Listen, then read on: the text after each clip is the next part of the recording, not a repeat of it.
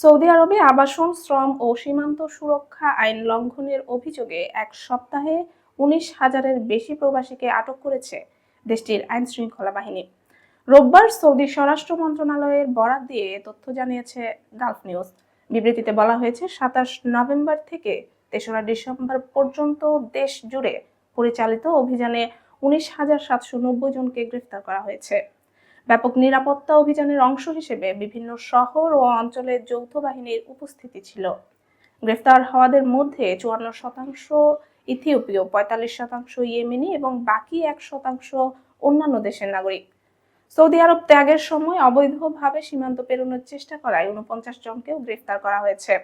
পাশাপাশি অবৈধ প্রবাসীদের আশ্রয় বা পরিবহন দেওয়ার অভিযোগে 15 জন সৌদি প্রবাসীকে আটক করেছে কর্তৃপক্ষ।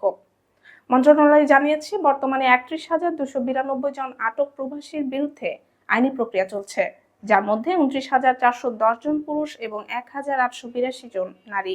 তাদের মধ্যে 11,148 জনকে ভ্রমণ নথি সংগ্রহের জন্য নিজ নিজ দূতাবাসে পাঠানো হয়েছে এবং 5,370 জনকে দেশে ফেরানোর কার্যক্রম চূড়ান্ত পর্যায়ে।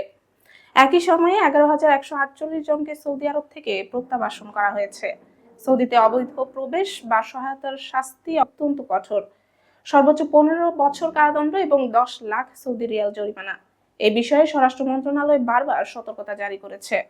বর্তমানে সৌদি আরবে প্রায় 3,48,00,000 মানুষ বসবাস করেন, যার মধ্যে বিপুল সংখ্যক বিদেশি শ্রমিক। স্থানীয় গণমাধ্যম প্রায়ই অবৈধ অবস্থান ও আইন লঙ্ঘনকারীদের বিরুদ্ধে চলমান অভিযানের খবর প্রকাশ করে থাকে।